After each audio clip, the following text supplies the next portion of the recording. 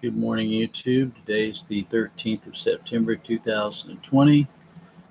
Glad you could join us this morning. Mark's agreed to read some scripture for us, and then we're going to sing some psalms. And then I'll turn the camera around. Isaiah 10, 1-6. Woe unto them that decree unrighteous decrees, and that write grievousness which they have prescribed, to turn aside the needy from judgment, and take away the right from the poor of my people, that widows may be their prey, that they may rob the fatherless.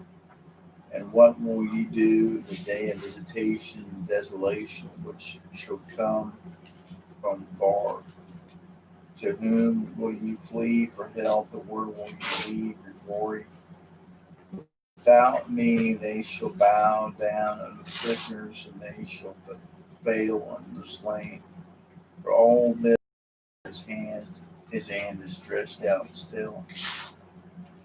O Assyrian, the rod of mine anger, and the staff in her hand is mine indignation. Thank you. Okay, thank you, Martin. First song we're going to sing is the proclamation of Christ showing up in Bethlehem under the star in the east. Hail the best blessed Lord, see the Great mediator, down from the regions of glory descend. Shepherds go worship the babe in a manger. Lo, for his guard the bright angels attend. Bright as the best of the sons of the morning, dawn our darkness and lead us thy name. Star in the east, the horizon adorning, guide where our infant Redeemer was laid. Cold on his cradle, the dewdrops are shining. Lo, lies his bed with the beast of the stall. Angels adore him in slumbers reclining. Wise men and shepherds before him do fall. Say, shall we yield him in costly devotion? Odors of Eden and offering divine, gems from the mountain and pearls from the ocean, myrrh from the forest and gold from the mine. Vainly offer each earthly oblation, vainly with gold we his favor secure. Richer by far is the heart's adoration, dearer to God are the prayers of the poor. Low at his feet we in humble prostration lose all our trouble and sorrow and strife. There we receive his divine consolation, flowing afresh from the fountain of life. He is our friend in the midst of temptation, faithful supporter whose love cannot fail, rock of our refuge and hope of salvation, light to direct us through death's gloomy veil. Bright is the best of the sons of the morning, dawn on our darkness and let us thy name. Star in the east, the horizon adorning, guide where our infant Redeemer was laid. The next one is 280. Jesus heals the brokenhearted.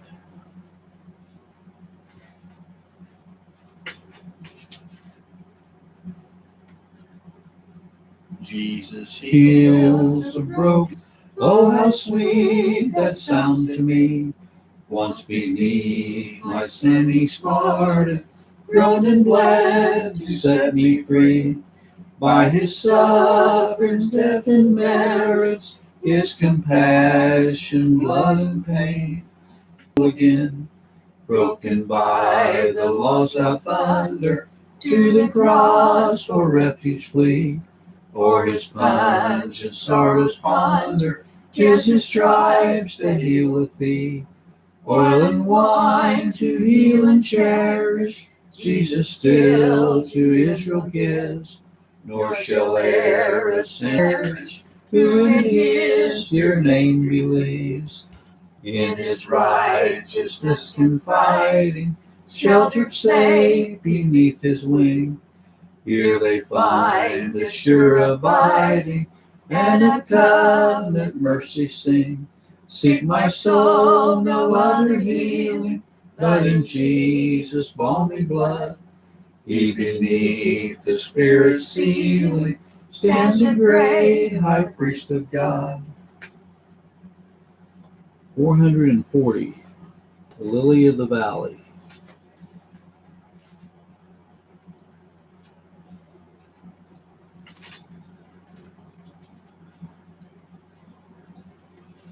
I have found a friend in Jesus, he's everything to me. He's the fairest of 10,000 to my soul. The lily of the valley, in him alone I see all I need to cleanse and make me fully whole. In sorrow he's my comfort, in trouble he's my stay. He tells me every care on him to roll. He's the lily of the valley, the bright and morning star. He's the fairest of 10,000 to my soul. He all my can and all my sorrows borne. In temptation he's my strong and mighty tower. I have all for him forsaken, and all my idols torn from my heart, and now he keeps me by his power.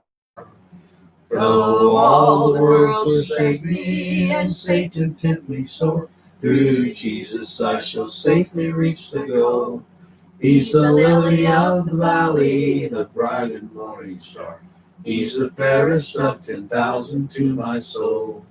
He will never, never leave me, nor yet forsake me here, while I live by faith and do his blessed will. A wall of fire about me, I've nothing now to fear. With this manna he my hungry soul shall fill. Then sweeping up to glory to see his blessed face, where rivers of delight shall ever roll. He's the lily of the valley, the bright and morning star. He's the fairest of 10,000 to my soul. The last one we're going to sing is a psalm, Psalm 5a on page 4.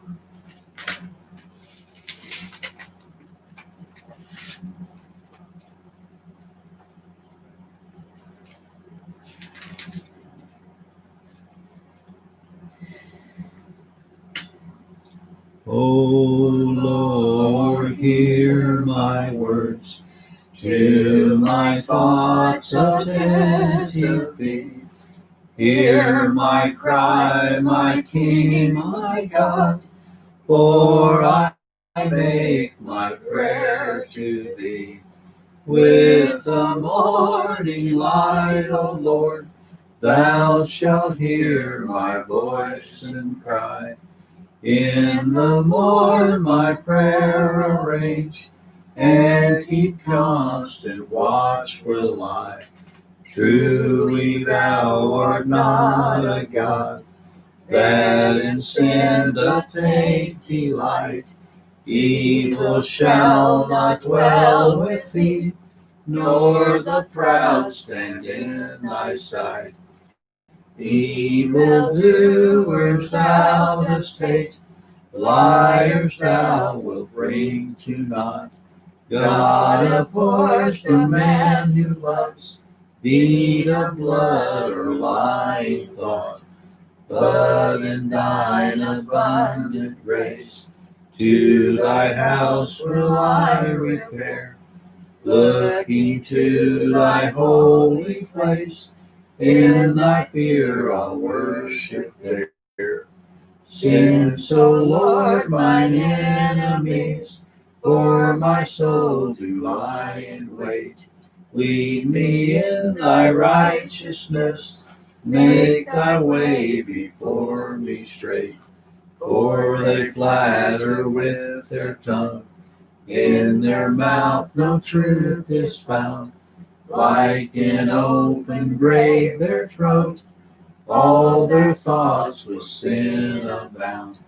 Hold them guilty, oh my God, then for all their sins expel. Let them fall by their counsels, for against thee they rebel. But let care ever glad and joyful be. Let them joy who love thy name, for they guarded are by thee. And a blessing rich, O Lord, to the righteous thou wilt heal. Thou wilt compass him about with thy favor as a shield.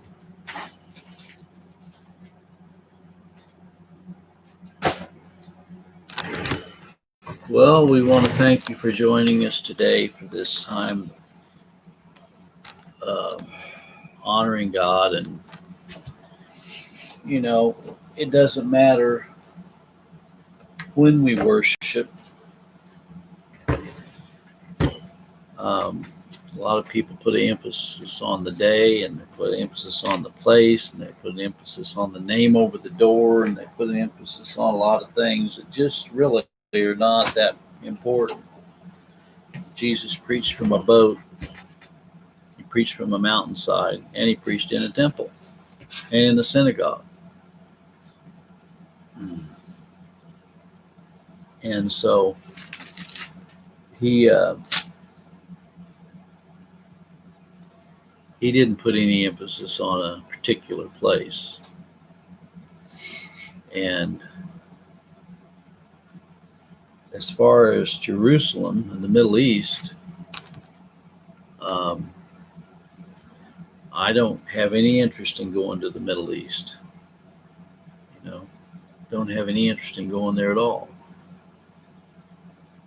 I don't have any interest in the state of Israel. I'm more interested in the state of Zion, the new Israel. And I'm interested in the new covenant. And I'm not interested in the old law service. I'm interested in grace. Where sin abounded, grace did much more abound. We're marching to Zion, not to the state of Israel. So I want to look today at Psalm 139. And then maybe we'll sing this for you at the end after we've looked at this Psalm 139. O Lord, thou hast searched me and known me. Thou knowest my downsitting and my uprising. Thou understandest my thought afar off. Thou compassest my path and my lying down, and art acquainted with all my ways. For there's not a word in my tongue, but lo, O Lord, thou knowest it altogether. Thou hast beset me behind and before, and laid thine hand upon me. Such knowledge is too wonderful for me. It is high, I cannot attain unto it. Whither shall I go from thy spirit, or whither shall I flee from thy presence? If I ascend up into heaven, thou art there. If I make my bed in hell, behold, thou art there. If I take the wings of the morning and dwell in the uttermost parts of the sea, even there shall thy right hand lead me, and thy right hand shall hold me. If I say, surely darkness shall cover me, even the night shall be light about me. Yea, the darkness hideth not from thee, but the night shineth as the day. The darkness and the light are both alike to thee. For thou reigns, thou hast covered me in my mother's womb. I will praise thee, for I am fearfully and wonderfully made. Marvelous are thy works, and that my soul knoweth right well. My substance was not hid from thee when I was made in secret and curiously wrought in the lowest parts of the earth. Thine eyes did see my substance, yet being unperfect, and in thy book all my members were written, which in continuance were fashioned, when as yet there was none of them. How precious also are thy thoughts unto me, O God! How great is the sum of them! If I should count them, they are more in number than the sand. When I awake, I am still with thee. Surely thou wilt slay the wicked, O God. Depart from me, therefore, ye bloody men. And thine enemies take thy name in vain. Do not I hate them, O Lord, that hate thee? Am I not grieved with those that rise up against thee? I hate them with perfect hatred. I count them mine enemies. Search me, O God, and know my heart. Try me and know my thoughts, and see if there be any wicked way in me, and lead me in the way everlasting. How many sermons have you heard on verses 22, 20, 21, and 22 of that chapter? How many sermons have you heard on that? Do I not hate them, O Lord, that hate thee? And am I not grieved with those that rise up against thee? I hate them with perfect hatred. I count them mine enemies. Well, I want to just make a few comments about this psalm this morning. I'm often reminded of Adam in the Garden of Eden, and when I read the first verse of Psalm 139, O Lord, thou hast searched me and known me. Adam could not hide from God. Thou knowest my downsitting and mine uprising. Thou understandest my thoughts afar off. There's not any thought that you've ever thought on that God doesn't know about. That's scary at times, isn't it? Sometimes we have evil thoughts that come into our mind, and we ask ourselves the question, where did that come from? Well, Satan is the great accuser of the brethren, and he brings temptation, and often we're drawn away of our own lust and enticed. But God knows all these things. Thou compassest my path and my lying down, and art acquainted with all my ways. There's not anything that you've ever done or thought or been that God doesn't know about. There's not a word in my tongue, but, O Lord, thou knowest it altogether. No word has ever escaped God's knowledge. That's what it means when we describe God as being omnipotent. He's all-knowing. Thou hast beset me behind and before, and laid thine hand upon me. There we go. Before, there, behind and before is a pointing to foreknowledge and predestination. Thou hast beset me behind and before. Before I was even born, God knew us. While we were yet in our mother's womb, God knew us. He says, such knowledge is too wonderful for me. It is high, I cannot attain it to it. So many things that we do not understand about God and about his power, his knowledge, and his might. We certainly can attain unto the aspect of how God knew us before we were even born, how he chose us in him before the foundation of the world, before creation.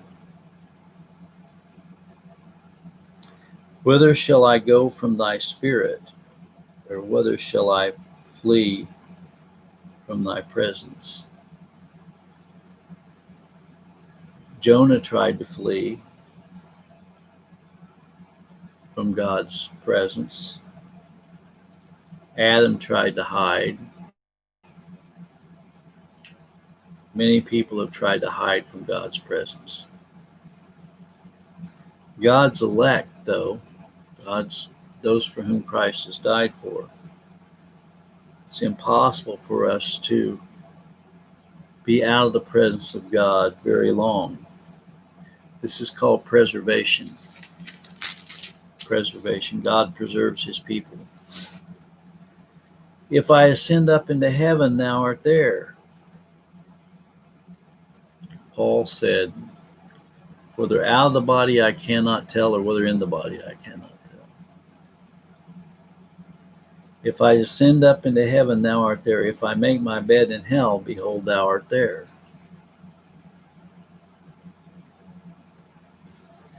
David was one of God's elect children, and he understood the providence of God. He understood the omnipotence of God, the omnipresence of God. If I take the wings of the morning and dwell in the uttermost parts of the sea, even there shall thy hand lead me, and thy right hand shall hold me. David experienced an awful lot of sorrow and tribulation in his life. He was a king, he was a warrior, and he was a shepherd. And each one of those roles that he played taught him something about his God. The shepherd part showed how lovingly his great shepherd took care of him. The warrior part showed how God intervened for him when he could not have intervened against his enemies. The kingly part showed David, his king, the royal king, the king that would sit on his throne and be an everlasting king.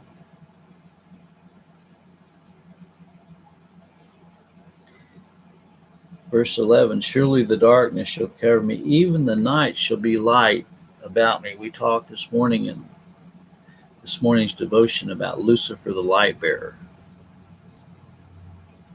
and how he would come as an angel of light, seeking whom he may devour, how he was transformed into an angel of light. But here, David says, even the night shall be a light about me.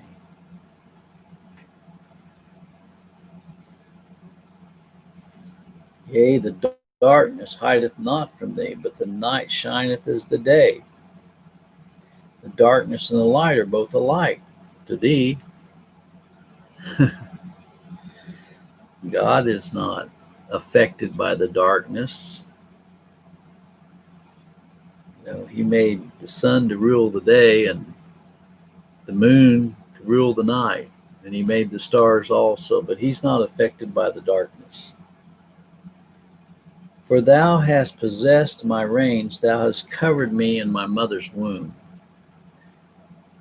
I believe that is speaking of the protective covering of the righteousness of Christ in his mother's womb while he was yet in his mother's womb. Just like what happened with Jacob. Jacob was loved while he was yet in his mother's womb. He was chosen, just like David was chosen. I will praise thee, for I am fearfully and wonderfully made.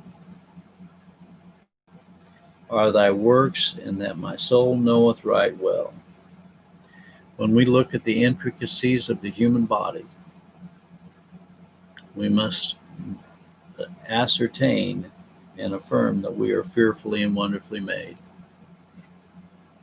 When we consider the five senses, our ability to hear, to speak, to smell, to taste, and to think,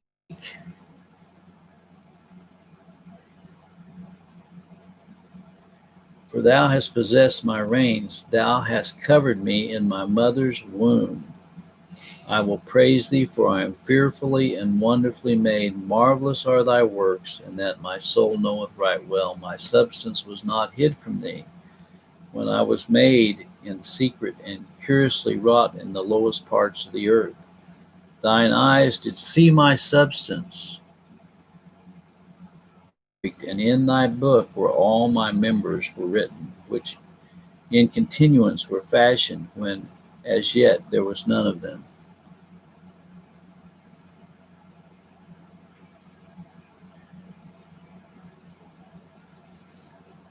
Many people do not believe that a person is a person when they're conceived. They don't believe that they're actually a human being until they come out of the mother's womb. And then some people don't even consider them to be fully human at that time. That's why there's millions and millions of abortions. This says something else. Verse 15 says, my substance was not hid from thee, when I was made in secret and curiously wrought in the lowest parts of the earth. Thine eyes did see my substance, yet being unperfect, and in thy book all my members were written, which in continuance were fashioned, when as yet there was none of them.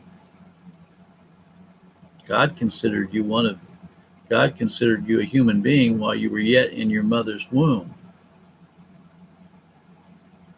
This also are thy thoughts unto me, O God. How great is the sum of them. That's hard for us to wrap our puny little minds around, how God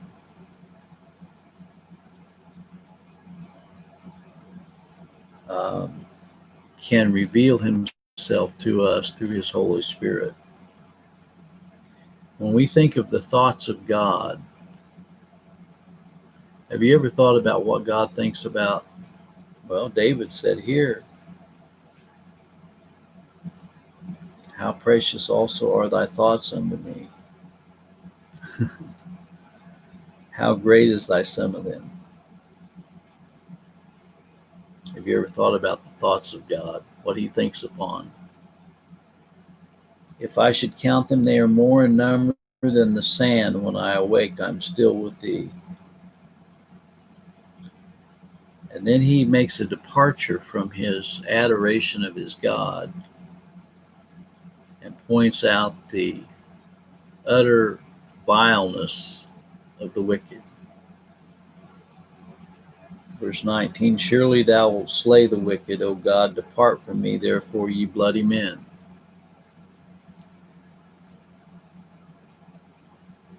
The wicked are those who are in defiance and rebellion against God.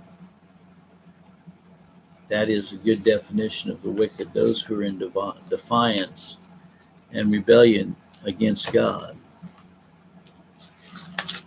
You know, and we see the explanation of that in the second Psalm. Why do the heathen rage and the people imagine a vain thing? The kings of the earth set themselves, and the rulers take counsel together against the Lord and against his anointed. That's exactly what David was talking about. The wicked reprobate are coming against him. They're coming against David. They're coming against all of God's people.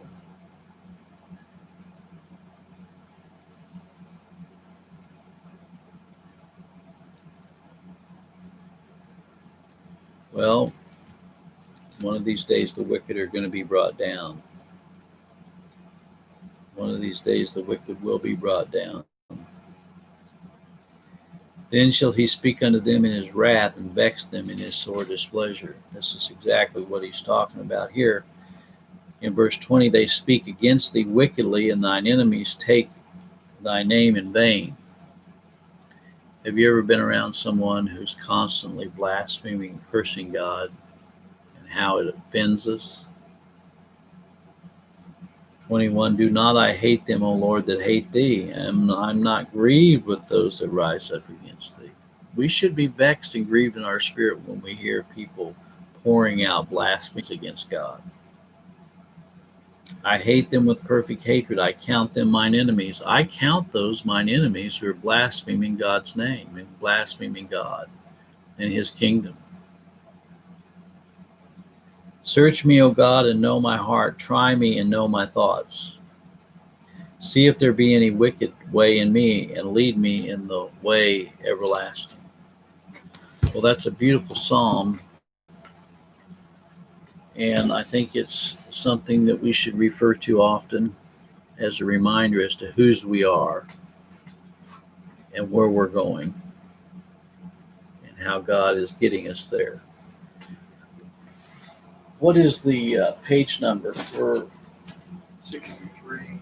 Psalm 139? 63? Yeah. Okay, number 63.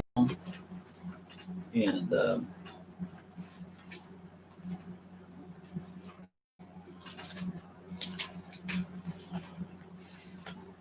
not sure if I know the tune, but we'll try it.